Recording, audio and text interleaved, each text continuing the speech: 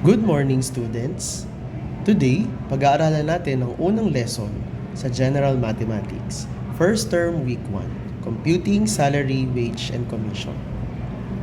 Pagkatapos ng dalawang series ng video na ito, you will be able to calculate weekly or monthly wage from an annual salary, wages from an hourly rate, including situations involving overtime and other allowances and earning based on commission or piecework. Also, you will be able to learn how to solve word problems involving salaries, wages, benefits, and deduction, like tax computation, overtime pay, and gross and net income, using appropriate technology. Here, you will see different payslip from different worker. Meron tayong factory worker, online seller, teacher, call center agent, and sales agent. Here, you will see how people earn income based on their work arrangement, whether hourly, fixed salaries, commission, or sales profit. Let's take a look one by one. Example, ang isang factory worker. Ang factory worker ay kumikita through basic pay and overtime pay. Sila ay binabayaran sa kada oras na kanilang itinatrabaho. At merong kaukulang multiplier sa kada oras na lagpas sa 8 oras kada araw. Samantalang ang online seller ay kumikita through sales commission. Ito ay computed base sa mga nabebenta nila sa online selling, plus bonuses from the platform, katulad ng Shopee, Lazada o TikTok. Ang teacher naman ay kumikita through basic salary. Nakakatanggap din sila ng mga allowances like clothing allowances, teaching allowances, and so on. Ang call center agent naman ay kumikita also through basic pay computed through hourly rate. Ang sweldo rin nila ay nakasalalay sa oras ng kanilang itinatrabaho. And of course, there's also a higher rate for night differential. Ito yung pagkatrabaho from 10 p.m. to 6 a.m. Kalimitan sa mga call center sa Pilipinas and katrabaho sa gabi dahil tumatanggap sila ng calls from other countries. While a sales agent earns through basic salary and sales commission. Ang sales commission ay nagmumula sa porsyento ng kanilang sales generated o dun sa kada maiko-close nilang mga deal o kada mga produktong kanilang mga maibebenta. So, example ng sales agent ay yung mga nagbebenta ng insurance, nagbebenta ng mga real estate properties, bahay, lupa, or kotse. Ang mahalagang tanong, sino nga ba ang kumikita ng mas malaki? Who do you think earns more? Factory worker, an online seller, a teacher, a call center agent, or a sales agent? Let's review one by one. A factory worker earns through piecework or by hourly rate. Ibig sabihin, ang isang factory worker ay maaaring kumita sa kada oras na kanyang tinatrabaho o sa kada produktong kanyang magagawa. Samantalang ang online seller ay kumikita through profit margin. Ibig sabihin ng profit margin, ito yung kita nila sa kada sales volume na ma-generate nila sa pagbebenta through online selling. Ang teacher ay kumikita with a fixed monthly salary. Ibig sabihin, meron silang nakatakdang sweldo kada buwan at ito ay depende sa kanilang posisyon, which is determined by their qualifications and experiences. Ang call center agent naman ay kumikita through hourly and overtime. They are paid through hourly wage with overtime and performance bonuses. So, kapag marami kang natatanggap na call, marami kang natutulungang mga customer, mas tumataas yung performance bonuses. While a sales agent earns through base salary with commission. Ibig sabihin, bukod sa monthly salary nila, maaari din silang kumita through percent of commission on sales generated sa pagbebenta ng mga sasakyan, mga real estate properties. Sino nga ba sa kanilang 5 ang kumikita ng mas malaki? Maaaring isipin natin na ang isang teacher earns less or the least among these 5 workers. But of course, you have to remember that when a teacher graduates from master's degree and doctoral degree and has higher position, mas lumalaki rin yung kanyang salary grade. Some of you will think that a sales agent might earn the most among these 5 workers. Tama, maaaring kumita ang sales agent ng pinakamalaki among sa kanilang 5 kapag nakabenta siya ng isang produkto. Ngunit tatandaan ninyo na posible din that a sales agent might not generate sales on specific month. So ano ang kailangan yung tandaan? You have to remember that to earn more, kailangan yung maging masipag at maitaas ang quality ng inyong professional development sa pamamagitan ng dagdag kaalaman o pag-aaral ng iba't ibang degree. At of course, kailangan nyo ring sipagan ng pagkatrabaho at pag-overtime para mas tumaas yung sweldo nyo. So lahat sila ay maaaring kumita ng malaki.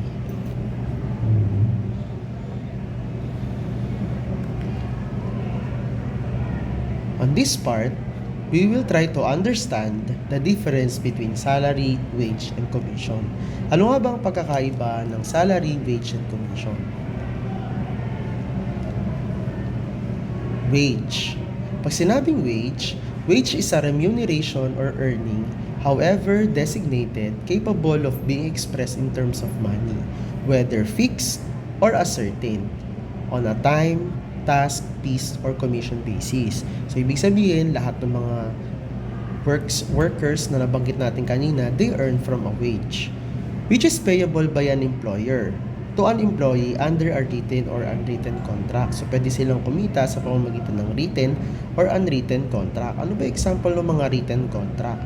So, usually, sila yung mga factory worker, teacher, and sales agent, no? Ano naman yung mga unwritten contract? Ito yung mga trabaho na hindi na kailangan ng kontrata sa kada piraso ng trabaho na matatapos nila. Meron na lang silang verbal agreement. Ito ay binibigay ng employer sa kanilang employee for work done or to be done, or for services rendered or to be rendered. Para mas maging specific tayo, may 2 klase ng wage.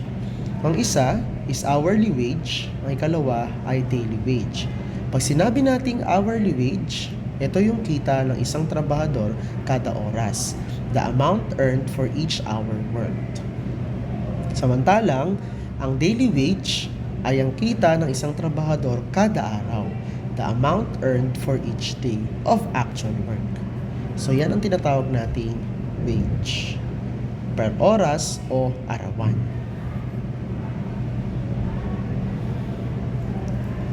Ano naman ang salary? Salary is a fixed regular wage. So, ang salary ay isang klase rin ng wage. But a wage is typically paid monthly, semi-monthly, or weekly. Ibig sabihin, yung wage na matatanggap mo monthly, weekly, or semi-monthly ay fixed. Especially for professional, managerial, or administrative positions. So, ibig sabihin, hindi ito nakasalalay sa dami ng oras or araw. Meron itong fixed regular amount kada buwan, kada kalahating buwan, kinsenas katapusan, or kada linggo. Depende sa kontrata or verbal agreement ninyo ng inyong employer. Paano mag-compute ng salary? Example, kung ang hinahanap ay monthly salary at ang given ay annual salary, kailangan mo lang siyang i-divide sa 12. Kapag ang hinahanap ay monthly salary, given ang daily wage, kailangan mo naman siyang i-multiply sa 24 days. Kung ang hinahanap naman ay weekly salary at ang given ay annual salary, ibig sabihin, yung pang isang taong sweldo, kailangan mo lang siyang i-divide sa 52 dahil meron tayong 52 weeks sa isang taon. Kung kailangan mo ay weekly salary, given ang daily wage, kailangan mo lang siyang i-multiply sa 6 days. Dahil Ang isang linggo ay merong 6 na araw na pagkatrabaho. Ang isang araw ay nakalaan for the rest day. That is according to the Department of Labor and Employment. A worker may only work a maximum of 6 days a week.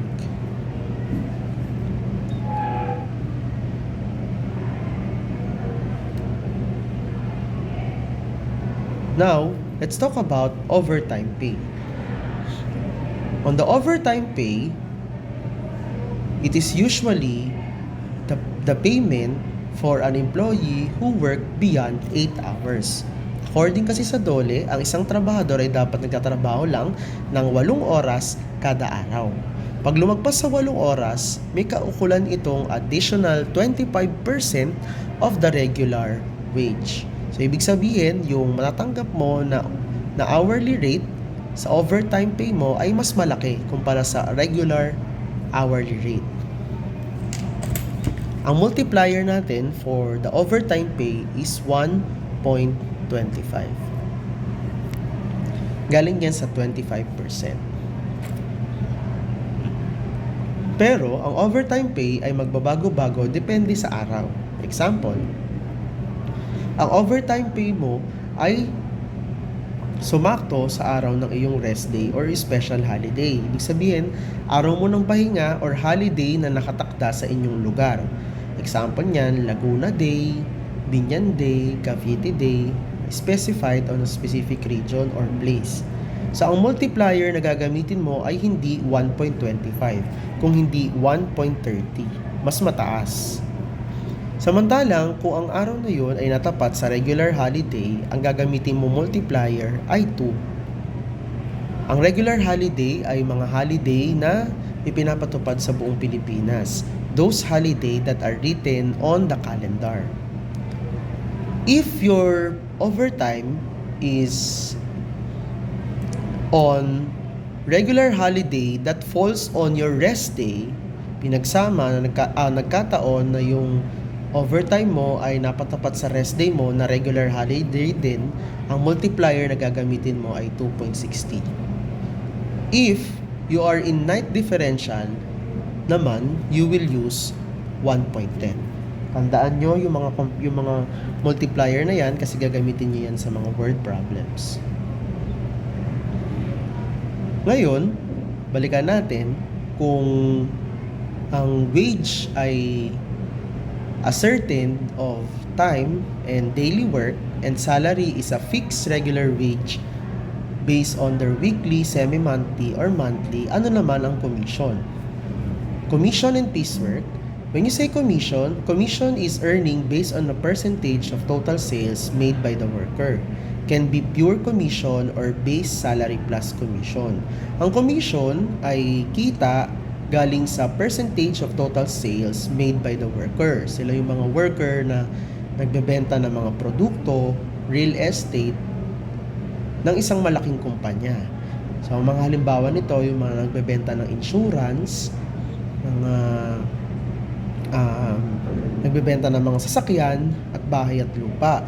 Sa kada makuklose nila na deal, ay makakatanggap sila ng percent of commission.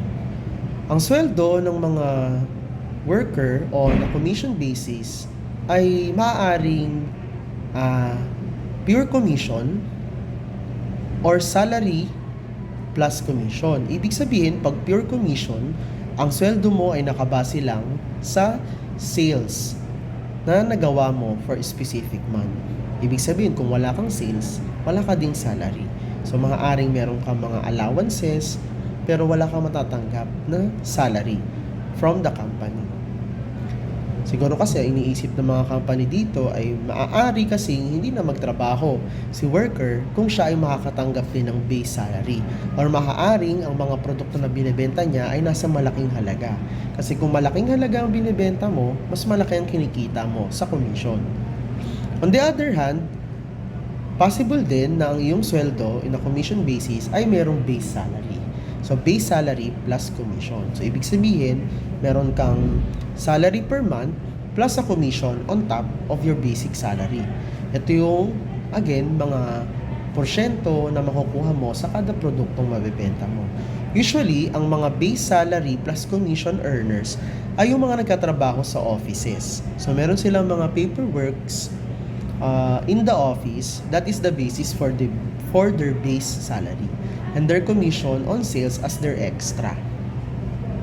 So, that is commission income. What do we mean by piecework? Piecework is earnings based on the number of items or product completed. Ibig sabihin, ang kita ng mga workers sa piecework ay base sa number of items na kanilang magagawa. So, ano mga example nito? So, mga example nito sa ating bansa ay yung mga worker natin sa paggawaan ng mga sapatos. Usually, ang sweldo nila ay per dosena, per piece. Like sa another example, yung mga sa tahian ng mga garments. So sa kada damit na matatahi nila, meron sila dong sweldo. Minsan naman sa pagpapagawa ng bahay, no, kapag na-complete yung isang project, no, meron din silang kaukulang bayad doon, piecework. Pero sa pagpapagawa ng bahay, maaari din siyang hindi piecework. Maaari din kasi siyang maging wage. Ibig sabihin, may daily salary. May daily wage yung mga trabahador. No? Sa layman's term, tinatawag natin yun na arawan. Tapos yung piecework naman sa paggawa ng bahay, yung may contract price, yung meron siyang kabuuang contract price, ang tawag naman doon ay pakyawan. So, yun ay isang example ng piecework. So, mga example niyan, mga sewing or manufacturing company, mga harvest or assembly, yung pag-harvest ng mga mangga. So, usually may mga bayad yan per kaing, na yung pag-harvest ng mga iba't ibang prutas. Another ay yung paghuli ng mga isda, ang bayad naman doon ay per kilo, syempre hindi per item, no, per kilo. So that's also equivalent to piecework. So I hope you understand the difference between salary, wage, commission. So ulitin natin, a person earns from wage ay yung kumikita per oras or per araw. Dun sa mga salary earner, ang kita nila ay fixed sa kada linggo, kada buwan, o kada semi-monthly. Ibig sabihin yung kinsenas katapusan. Every 15 days. Samantalang ang commission, their earning is based on the percent of sales generated. And ang piecework naman ay earning based on the number of items or product completed.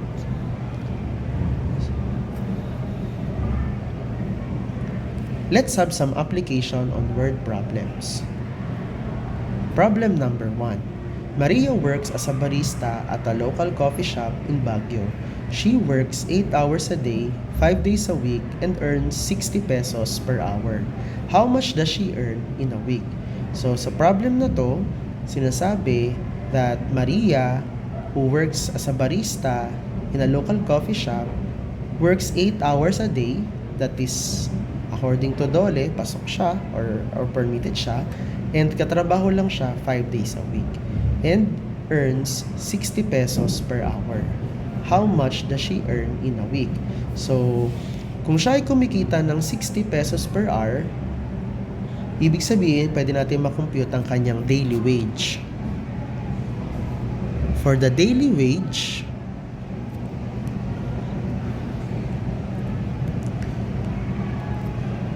we can multiply 60 pesos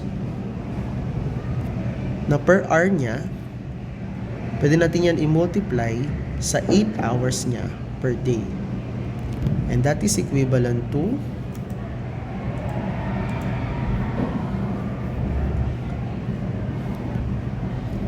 480 pesos per day.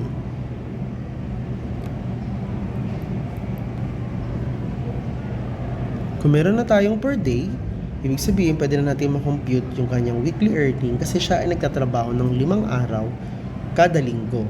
So that's 480 pesos per day multiply to 5 days per week, meron siyang kabuuang kita na 2,400 pesos. pesos. So that's a way to compute her weekly wage. Another way to do it is to identify the total number of hours she worked for the week. So kung siya ay nagkatrabaho 8 hours per day and 5 times a week, ibig sabihin 8 hours times 5 days per week, siya ay nakakapagtrabaho ng 40 hours per week. In this sense, pwede na natin i-multiply directly yung 60 pesos. So, 60 pesos times 40 hours. Ibig sabihin siya ay kumikita ng 2,400 per week. Let's proceed to second word problem. James is a warehouse helper in Manila, paid 70 pesos per hour for regular hours. He worked 45 hours this week. Overtime beyond 40 hours is paid 1.5 times the regular rate. What is his total weekly wage? So in this scenario, si James ay kumikita through weekly wage and overtime pay. So kapag may ganitong mga situation, mahalaga na i-separate natin yung computation para sa kanyang regular weekly wage at saka sa kanyang overtime weekly wage. So, para sa kanyang regular hours, kung siya ay nakapagtrabaho ng 45 hours for that week, ibig sabihin, yung 40 hours lang daw doon ang kanyang regular weekly wage. So, for the regular weekly wage,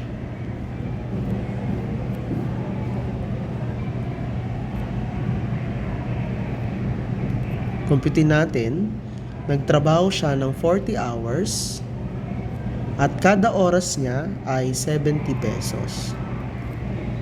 So, ibig sabihin, ang computation ng kanyang regular weekly pay ay 2,800 pesos.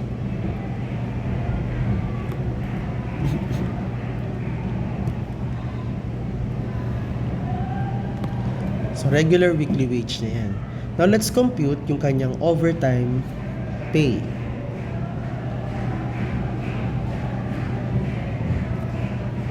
Ang kanyang 70 pesos per hour ay magkakaroon na multiplier na 1.5 according to the word problem. Meron siyang multiplier na 1.5. So, ang magiging overtime rate niya ay 1.5 times 70 pesos is equal to 105 pesos.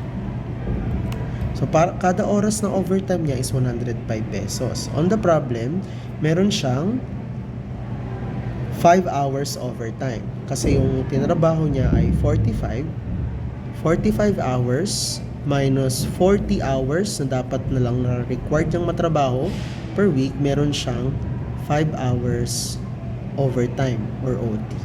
So, pwede natin makompute yung overtime pay niya by multiplying 105, yung kanyang overtime rate, times 5 hours. So, the answer will be 525 pesos. So, magkano ang total weekly wage niya? Ang kanyang total weekly wage ay yung regular pay niya na 2,800, i-add natin yung kanyang overtime pay na 525 pesos. And that is equivalent to 3,325 pesos. Let's proceed to problem 3. Angela is a real estate agent in Cebu.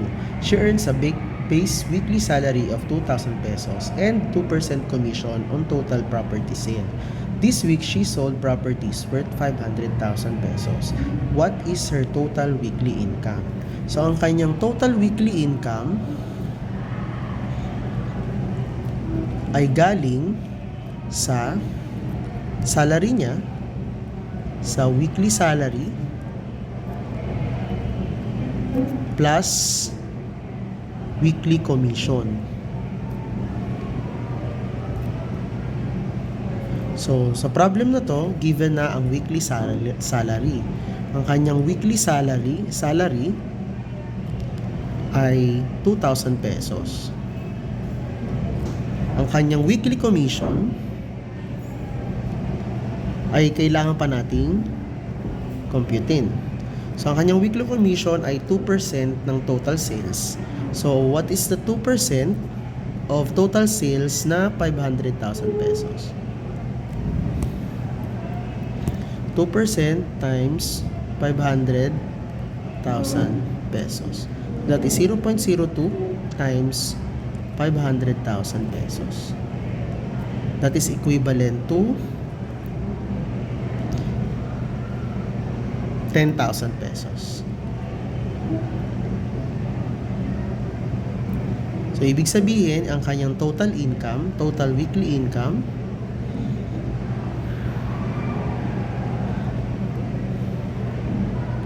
ay galing sa salary and commission. So, that's 2,000 plus 10,000.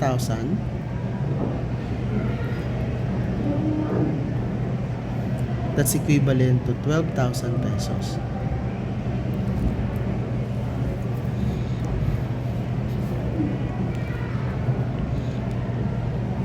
Let's proceed to problem number 4. Lito is a jean sewer in a small factory in Taytay. He is paid 25 pesos per pair of jeans. He completed 150 pairs this week. If he received a 300 peso weekly allowance for transportation, how much is his total weekly income? So dito, nakikita natin ang kanyang total weekly income ay galing sa piecework.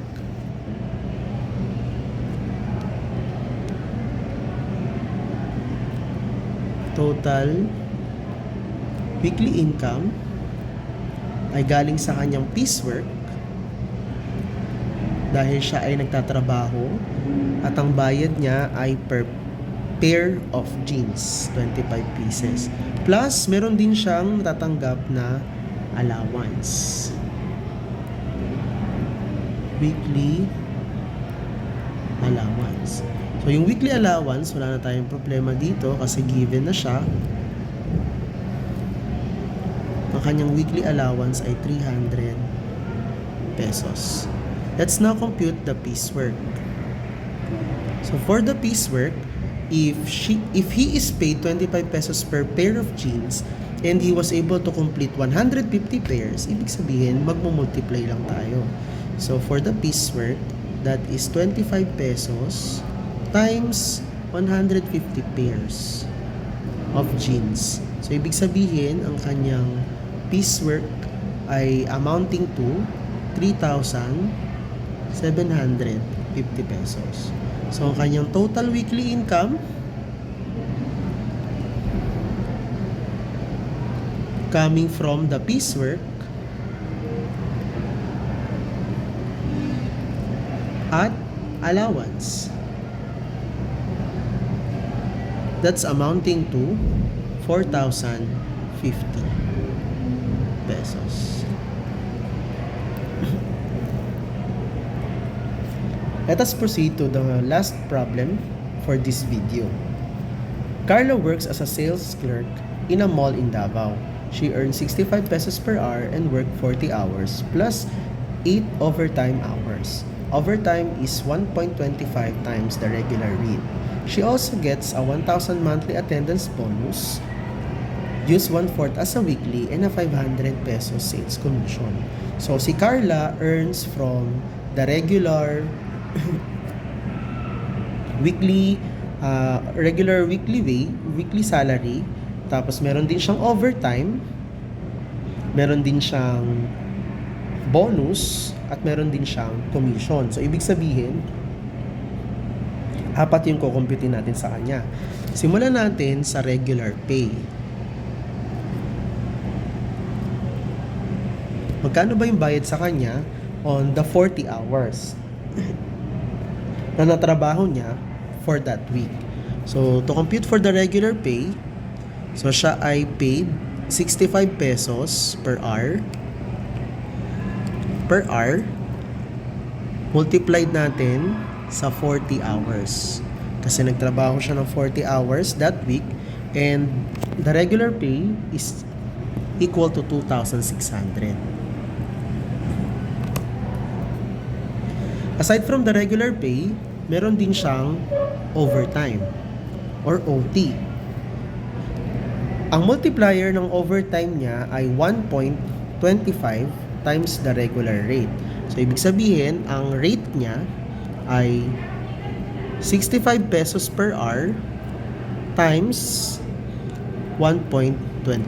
So, ibig sabihin, hindi na 65 pesos ang bayad niya sa overtime, kung hindi 81.25 pesos per hour.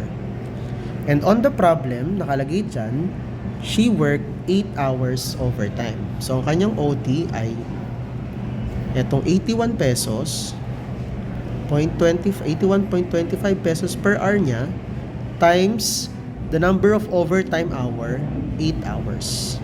And that is equivalent to 650 pesos. So, meron na tayo na compute na OT plus regular pay. Third, meron siyang monthly attendance bonus.